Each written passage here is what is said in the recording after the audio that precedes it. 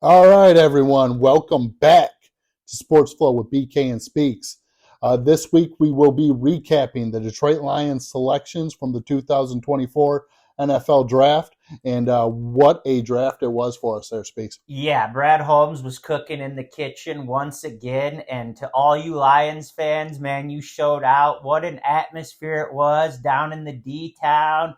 My goodness, was that fun to watch, man. We broke all kinds of attendance records. It was sweet. That place was bumping. What an atmosphere. Yeah. How do you not love the city of Detroit going forward for public events for these professional leagues? I mean, you got to think they could be getting the NBA All-Star game coming eventually to Little Caesars. NHL as well. They've been talking about that, and I think this just showed that, we can host something like that. We're a good destination for stuff like this. We're breaking attendance records for the NFL, the most popular game in America.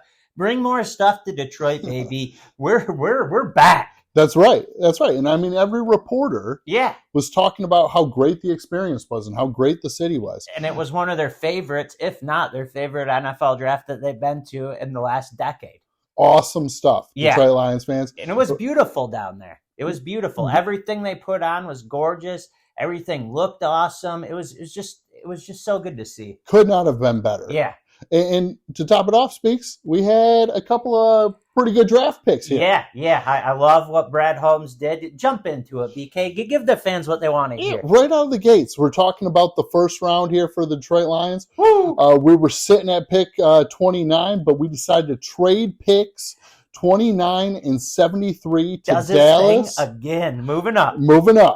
29 and 73 to Dallas for pick 24 and the 2025 seventh rounder for Dallas.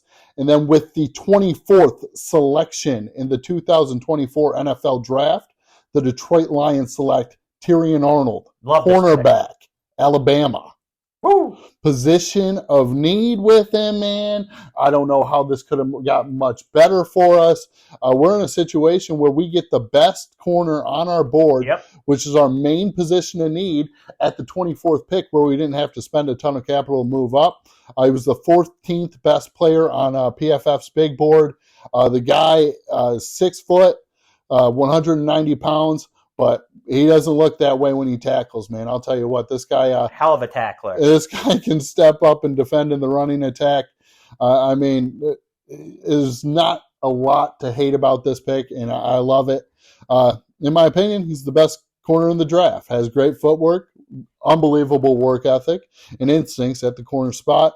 I think he dropped this far only because of the offensive talent in the draft. Yeah, I think that's the only reason. I mean, the first 14 picks were all offensive players? All offensive players. Only reason Tyrion falls to us here. Yep. And I think, it was perfect for us with the fit, but he also tested really well at the combine. First overall in combine rank with a 90 production score and second in total combine score, which means he was a stellar athlete over there.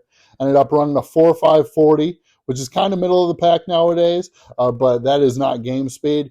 And on top of that, you're looking at the 40. A lot of times you're looking at the 10-yard dash, the sudden movement right out of the gates.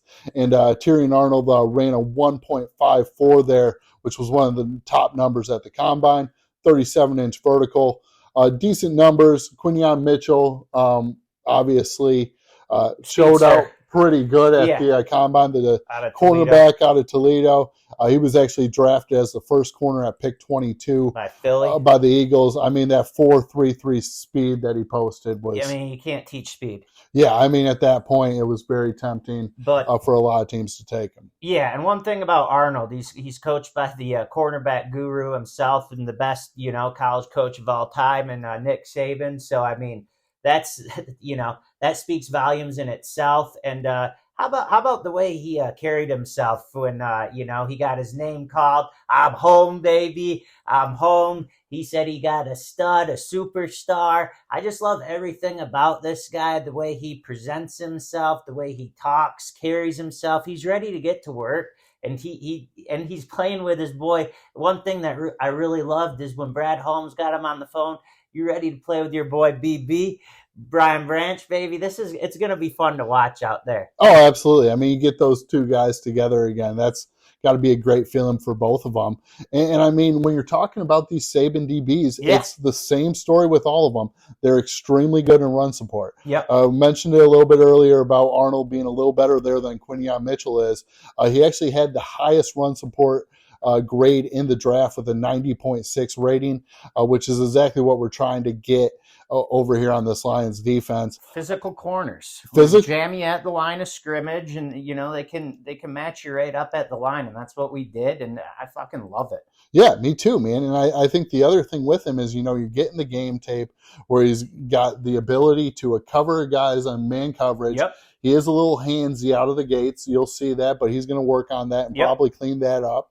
I mean, the game tape is unbelievable with this guy. And, when you're looking at it, he's probably going to compete for a cornerback 2 role this year. Yep. Probably be a starter, and he could be competing for the cornerback 1 role going forward here with his work ethic and talent. There's not a lot to hate about this pick at all. No, his ball instincts are top notch, and his work ethic and the way he carries himself, he loves football, and those are the kind of guys we're getting.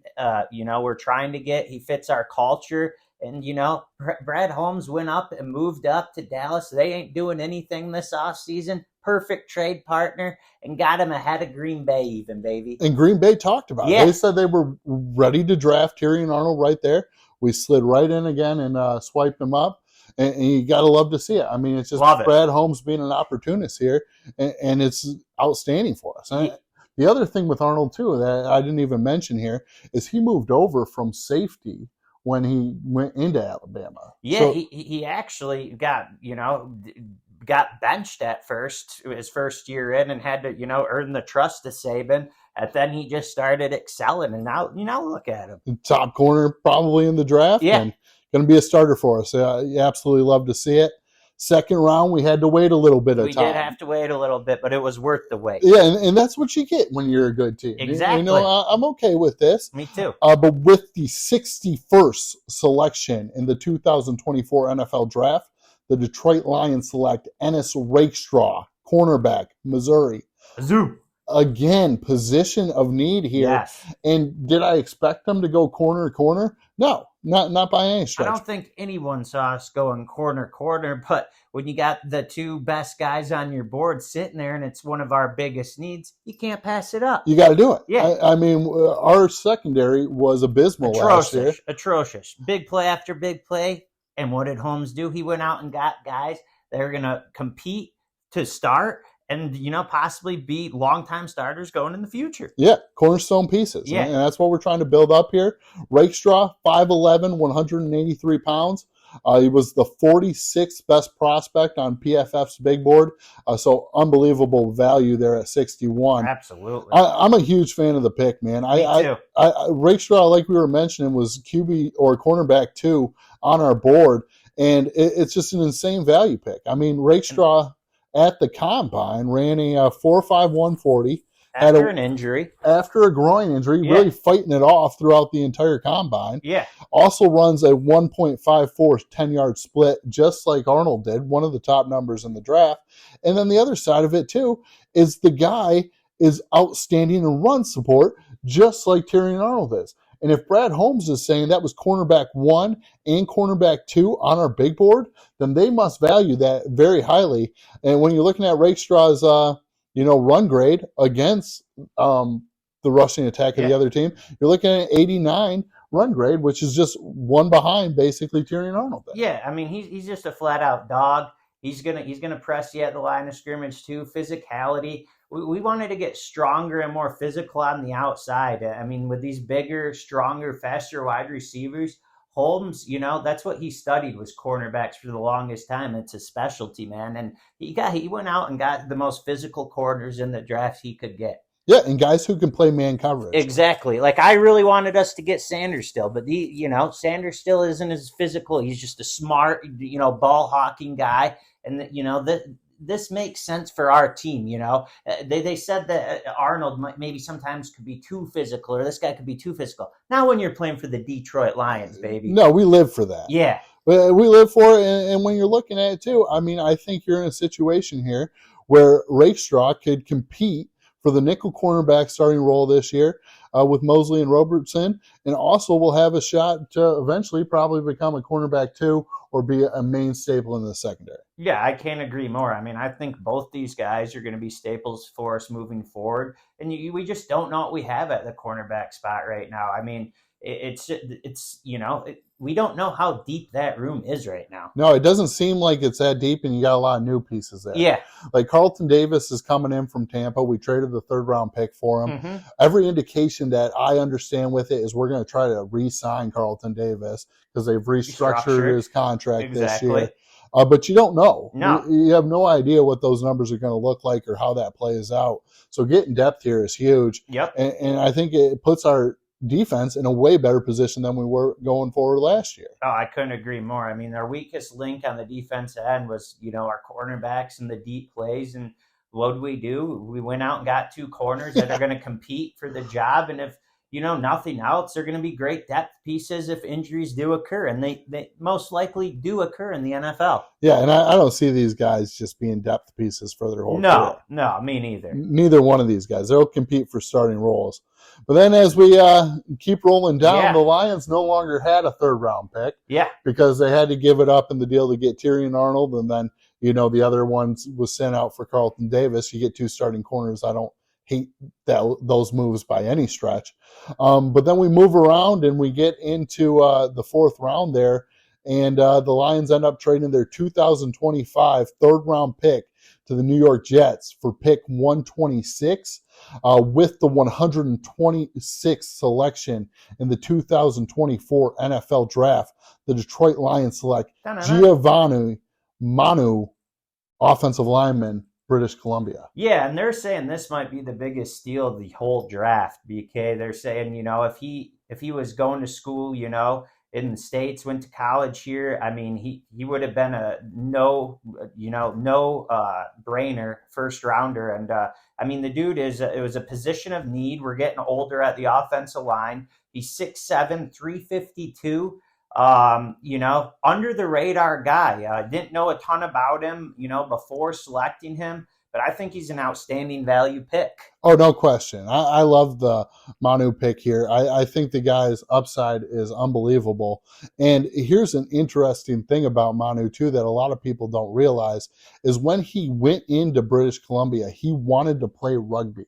Oh, really? He was a big fan of rugby back in his home area of Tonga, and he wanted to play rugby. Goes to British Columbia, asks them if they have a rugby team. They say they don't. He then transfers and moves over to football. Physicality, baby. Yeah, moves over to football and plays for 3-4 years here, and then at that point goes into the draft, and this is where they get him. Raw talent, but I mean, athletic freak with unbelievable size there. Yeah, and with his Polynesian descent, he's always looked up to our boy Penny Sewell. Sewell will be a great leader for him to develop into, a big talent for us. Great depth piece for him to learn behind, the guys we already have in place.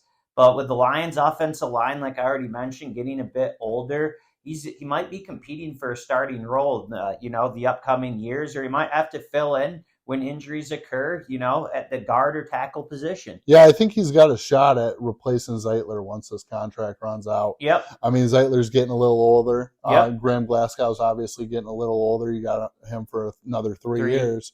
But, I mean, they think Manu here can play either guard or tackle, which is a ton of depth and versatility they'll bring for us. Versatility on the offensive line is huge, and that's what Brad Holmes. He gets versatility, and maybe we just got some more. Yeah, you love to see it, man, especially with the position of need, too. Like we were talking about having to build up the O-line. Yep. Here we go. Here we go, baby. Building the trenches, keeping Goff safe, and let's go, baby. Yeah, exactly. And on top of that, I mean, I'll mention this too, and I'll get into it with the next pick too. Yeah. It sounded like Brad Holmes and Dan Campbell walked into the draft room on day 3 and said there was 2 guys that they had to have on that day. And Manu was one of them. And then I'll get into it with this pick right here. Before you get into it, speaking of day 3 of the draft, how cool was it to see them all wearing Dan Campbell's 89 Oh, jersey you love it. You love That to was see. awesome. You That made my day. That was pretty sweet. There's nothing better than our draft room on No, those no, days. man, it pumps me You up. can see the camaraderie. Let's You go. absolutely love to see it. But as we get into the next pick here, the Lions end up trading picks 164, 201, and a 2025 fifth round pick to the Eagles for pick 132 and 210 with the 164th or with the 132nd, I apologize, selection in the 2024 NFL draft. The Detroit Lions select Sion Vaki, running back, Utah. And this was the second guy that they had on their list. Yes, it was. They absolutely loved Vaki going into this draft process. I know that he went through every positional drill when the Lions had him. Excuse me, Lions had him there for their pro day.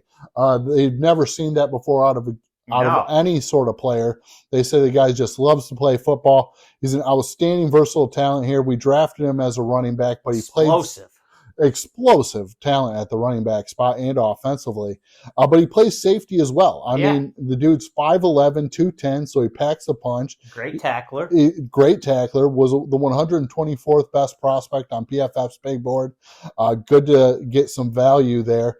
But when you're looking at the explosive ability of Vaki, he didn't necessarily run the fastest 40. He ran a 4.62, but he did have a 39.5-inch vertical and a 10'5" broad jump. Those are huge numbers right there. Especially when you're talking about explosive ability. Exactly. On top of that, he had 51 tackles on defense this year and 1 pick.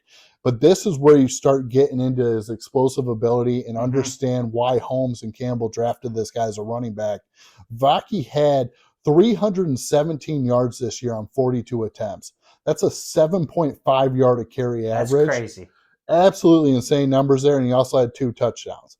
And on top of that, on the offensive side of the ball there, he had 11 receptions for 203 yards, which is an 18.5 yard average per catch, and then he also had 3 touchdowns there. So what you're saying is when the ball's in his hand, this boy's making plays. Very tough to tackle. Yes. I mean, we're talking this guy could bring us a lot of juice offensively again with the depth piece here. Interesting, the Lions drafted him as a running back, but I see it when you're looking at those explosive numbers. Yeah, I mean, it's always good to have depth at the running back position, especially last year, when Montgomery and, Gibbs were both hurt. You had Craig Reynolds, but you'd like to have someone a bit more explosive. Craig Reynolds is a good fill-in guy. This is a great pick, great value pick. Great pick, and he brings that Malcolm Rodriguez factor yes, too. Yes, he does. Where he can play both sides of the ball. That's what we're doing. We're playing we're drafting guys that can play multiple positions and move around when needed, and that's how you build championship teams. Baby. Yeah, when you only have 53 roster spots, you got to get creative with some of these guys now. Yep. And Vaki's one of these guys you can get creative with. This is an incredible value pick here. And on top of it, I mean, you heard Holmes talk about it right out of the gates when he was talking about the selection. He feels like Vaki is going to be a serious special teams weapon for him day one coming in here. Yeah, who knows? He might even be, returning our kicks with the new, kickoff, rule this year. He could be that guy for us. You don't know who's that guy is going to be. So he can fill a lot of different holes, man. Yeah, you love the upside here. Yeah. And then when we're diving into the next pick, man, Lions trade again. It's like, I love this pick right here. Oh, it's a great pick. And the fact of the matter is the Lions know when they have a guy there and that when they have to move up and get him. Yeah. And Holmes is just an artist in doing this, and they continue to do it. Lions trade picks 205 and 249 in this year's draft to the Texans for pick 189 with the 189th selection in the 2024 NFL draft. The Detroit Lions select Mekhi Wingo, defensive tackle, LSU. Yeah, Mekhi Wingo, man. I love this pick. He's a, undersized defensive tackle. But anytime you wear number 18 on LSU, you're a dog. You're the real deal. This is a great value. I know this is high praise, but he reminds me, body build wise, a little undersized defensive tackle, just like Aaron Darnold was. This is a position of need for us. Wingo, 6'1", 295, 131st best player on PFF's big You get him board. at 189. And you get him at 189 just sitting there. And, how can you pass up on the guy? I mean, I think this, provides great depth for us, upside talent. He dealt with injuries last year, missing 6 weeks of the season. That's why, I think he was still hanging around. Lower body injury kept him out. He was ranked 7th overall on the total combine score at the defensive tackle position with a score of 74. This is just a great player for us to get here. He's a hardworking player. And yeah, man, Jacob Hester is awarded to the leader of one of the hardest working players. And, he's obviously a hard worker if he got to wear 18. Yeah, and I mean, he can play defensive end and he can play defensive tackle. He's similar to Pascal in that regard, and it gives you a lot of versatility there. But the fact is, Mingo plays with heavy hands and packs a punch, man. This guy is physical. He's going to, push those offensive linemen back, and you love to see it with this type of value. Yeah, I think he might even, fight to, get out in the field a little bit more than, people are anticipating. I think he does have that much upside. If given the opportunity with his work ethic, it's going to be fun to watch. Yeah, it'll be interesting to see how he fits in with the roster. Yeah. But I think he'll be a good depth piece for us, and I think he's going to be battling for a roster spot. And whenever you're a 6th-rounder, that's a pretty good feeling there. Yeah, Malcolm Rodriguez was a 6th-rounder, both dogs. Yeah, and it happens, man. I mean, you see it nowadays where it kind of builds a chip on the shoulder for a lot of these guys going into the league. And then as we get to the Lions' last pick here, at pick 210, with the 210th selection in the 2024 NFL Draft, the Detroit Lions select Christian Mahogany, offensive guard, Boston College. Yeah, Christian Mahogany, another, offensive guard, offensive line guy. We've got to build the trenches up. Unbelievable draft value. Again here, position of need, aging offensive line, like we already touched on. Depth piece. Mahogany is 6'3", 322, big fella, big dude. 106 best prospect on PFF's big board. Really like this pick. Mahogany ranked 4th in guard total score at the combine, scoring a 79. Coming off an ACL, he may need a little time to be a starter, but Mahogany is great depth piece for us at the interior offensive line, plays with a mean streak, started 34 games in college. That's a lot of games. Ton of experience. That's always great going to the next level in the NFL. If he gets healthy, he can, compete for a starting spot in a season or two. I just think this is great. We build our team through the offensive, defensive line. And I'm so happy that, we didn't stray and, try to get something out. So this is what we needed to do, and we did it. Yeah, and Brad Holmes continues to do this where he sets up the roster where he can just take the best player available. Yeah, it might not be the sexiest pick, but it's the most need and value for our team. Yeah, and they base their thing off their big board. Yep. If it's not their big board, they're not going to draft them. Yeah, and they've continued to do this, and they've had a ton of success in drafts because of it. Yeah, I mean, Brad Holmes, he loves to cook in the kitchen, and then he's just so smart. He's playing chess while everyone else is playing checkers, baby. Yeah, and you can see it with the way we've built up our team with all this young talent. In a little less than 3 years. I mean, this is year 4, right? I mean, when you look at the drafts, too, I mean, he's just getting incredible value and incredible talents through this thing. I think this is another outstanding draft. I give it an A. Yeah, me too. I think Mel Kiper came in with a B rating on it, which I thought was brutally bad. Yeah. I really liked what we did with the draft this year. I mean, we were able to get outstanding value with the selections that we made, and we addressed the positions of need. I think we got some cornerstone guys in this draft moving forward, and, it's going to bolster our, our play moving forward. And even this year, I think some of these guys are going to be instant starters and, pack a punch for us moving forward. Yeah, I totally agree with you. I mean, I think 2 cornerbacks in the first 2 with the first 2 picks was kind of unexpected for everybody, like we were mentioning.